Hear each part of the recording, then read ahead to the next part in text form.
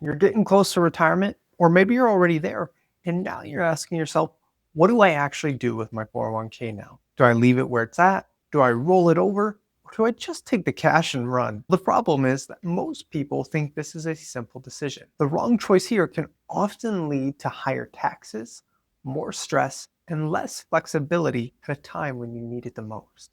So in this video, we'll break down your options, the benefits of each option, and some little known tax rules that can either help you or hurt you depending on what you do. So stick around until the end to see why you may just want to leave your 401k, or at least a portion of it, where it's at. And welcome back. I'm Christian Klassen. I'm the co-owner of 402 Financial, and I created this channel to help you make the most out of retirement. So what are your options? Well, when you retire or leave your employer, you typically have three different choices when it comes to what to do with your 401k. You can leave the money in your old 401k. Now, this is usually allowed based on your account balance and the rules of your employer's plan. Second option is that you can cash it out, and that means taking the entire amount, paying the tax and perhaps penalties right away if you're under 59 and a half. The third option, roll it over into an IRA, or in some instances, a Roth IRA. Now, spoiler alert, cashing your 401k is not a great option for most individuals, but whether to keep it where it's at or roll it over, that's where the discussion really starts. And there are many considerations on whether option 1 or option 3 makes the most sense. So let's start with the one thing that almost everyone underestimates: simplicity. I don't know how many people I've met who have old 401ks from 3, 5, and even more than that from old employers. It's like they're 401k collectors, and most times they don't even realize it. And truth be told, at age 40, maybe that's not such a big deal. But when you're 65 and you're trying to figure out, which account do I pull from? How much can I reasonably spend? Now, this becomes a real headache when you have so many old 401k plans. So when you simplify and consolidate those previous plans into a single IRA, you clean up the mess of trying to make sense of it all. Now you have only one account to manage, one place to track your withdrawals, one consistent investment strategy, and one tax form at the end of the year instead of many. This simplicity enables you to make smart decisions with your nest egg and remain organized when it matters the most. Plus, if you were to pass away unexpectedly, your significant other or beneficiaries would not need multiple death certificates if it's all under one account. But this is just the first thing to consider with your old 401k. Now let's talk control. Most 401ks come with rules. Some are flexible, but many are not. I've seen plans where you have to submit paperwork to make a withdrawal. You can't do Roth conversions, nor can you customize your asset allocation beyond a few pre-selected options. So if you're trying to do anything even remotely strategic, like a Roth conversion or even just rebalancing the portfolio, well, this lack of control can become a real bottleneck if your 401k plan lacks that flexibility. By rolling your old 401k into an IRA, the control is in your hands. If you want to rebalance, you can do it in minutes. Want to take a one-time or monthly withdrawal? That's super easy. And if you want to implement a Roth conversion strategy with the IRA, you're free to do so that much easier. Think about it like this. You've worked way too hard for this money, and you should be able to move it, use it, and grow it without going through all these hoops. Now, when it comes to your fees within your 401k, most people have no idea their 401k could be costing them quite a bit. And to be honest, that's not your fault. These fees are often in the small fine print of your summary plan document. And while it's not as common today, the fees within some 401k plans can add up. 401ks often charge record-keeping fees, plan administration fees, and sometimes high fund expense ratio funds within the plan. I've reviewed plans where the all-in cost was over 2% annually. And let's say you have $500,000 in there, that's about 10 grand per year going to fees before you even get to use this money. With an IRA, you're not tied to a 401k provider's often limited and sometimes expensive fund lineup. You can invest in low-cost index funds, which will often bring the cost of investments down significantly. Either way, cutting your fees may not sound like a big deal or even sound exciting, but over a 20 to 30 year retirement, it can mean tens, if not hundreds of thousands of dollars going back into your pocket. Now, before we keep going, if you're wondering, have I actually saved enough for retirement? I put together a How Much to Retire quiz. It's completely free. Just click the link in the description below. Now, the next thing to think about is investment options. 401ks are built to be simple, and honestly, that's not a bad thing, but you're often limited to around 15 to 25 options. You usually can't pick specific ETFs or certain asset classes. Now, that's fine when you're in the accumulation phase of your life, but once you get towards retirement, you may want other things like conservative bond ladders, dividend paying funds, tax efficient growth and income funds, or just simply a cash bucket for short-term income. With an IRA, the options available to you are virtually unlimited. That gives you the flexibility to build a custom income plan and not just rely on a single target date fund.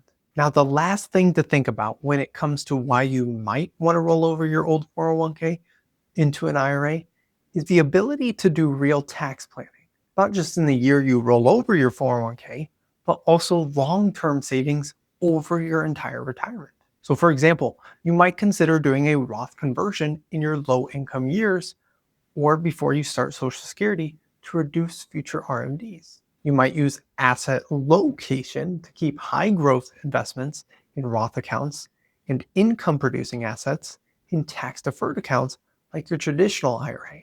Or you might think about building a tax efficient withdrawal strategy that blends the many types of accounts that you may have.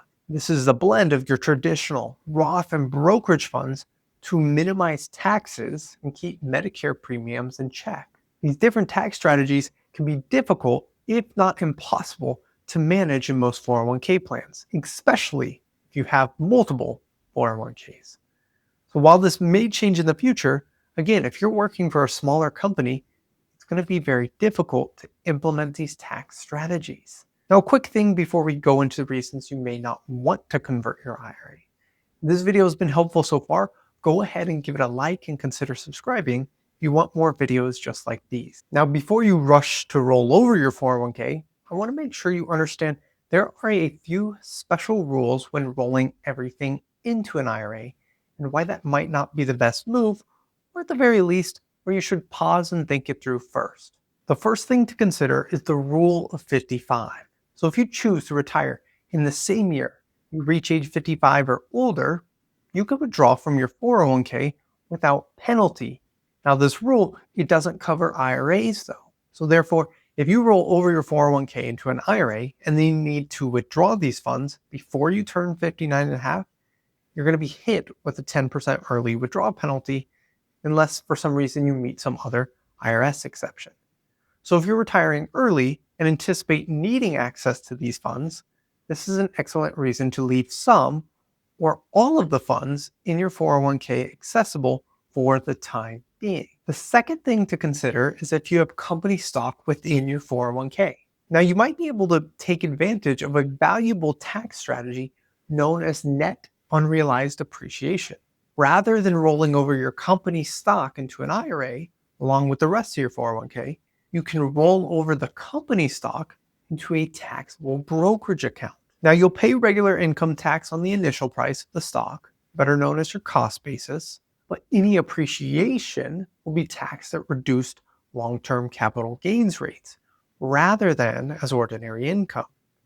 So this can result in a considerable tax benefit provided your stock is appreciated in value. Now, however, it must be done correctly. If you roll everything over into an IRA, you lose the opportunity to take advantage of net unrealized appreciation. Therefore, if you hold company stock in your 401k, make sure you examine your options more closely before you transfer these funds. Now, the third reason is if you've made after-tax contributions. If you're a super saver and your 401k plan allows for it, you may have made after-tax contributions to your 401k on top of your regular pre-tax or Roth contributions. So when it's time to roll over your 401k, those after-tax dollars are treated differently, which opens up some important planning opportunities. Let's take Jason as an example. Jason has made $500 a month in after-tax contributions for the past 20 years. His contributions, along with his investment growth, have grown to a total of $250,000. Of that, $120,000 was what he personally contributed, and $130,000 is the earnings on those contributions.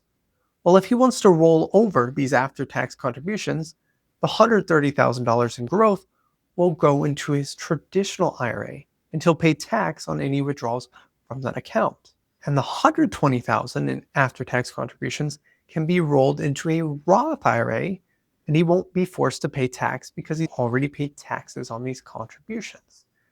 Now, once the funds are in the Roth IRA, they're going to grow tax-free and can be withdrawn tax-free.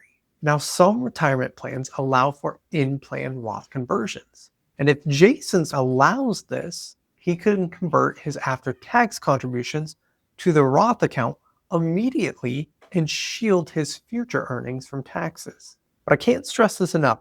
These rules are complicated and it's easy to make a big mistake. So please consult with a tax professional or financial planner before acting on any information in this video. Finally, the fourth thing to consider is creditor protection. A frequently overlooked advantage of a 401k is the legal protection from creditors it offers. Since 401ks are governed by the Employee Retirement Income Security Act.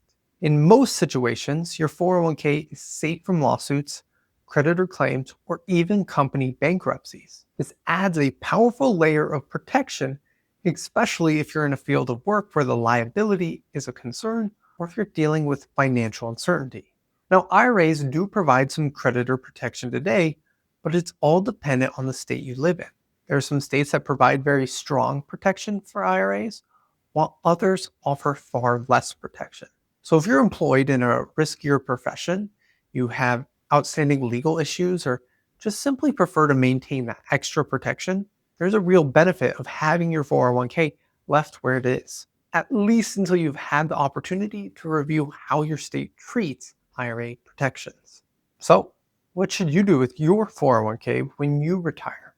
For most people, by rolling it over into an IRA, it allows you more control, lower cost, more flexible investment options, and the ability to implement real tax planning strategies much easier. But if you're retiring early, you have company stock that's appreciated, or made after-tax contributions, it's worth taking a second look to make sure you're not missing an opportunity to reduce your tax liability in retirement. And if you're nearing or already in retirement and need help thinking this decision through, we help people retire with confidence and bring clarity so their money works harder for them and that our clients can make the most out of retirement. Again, don't forget to check out that free retirement quiz link down below.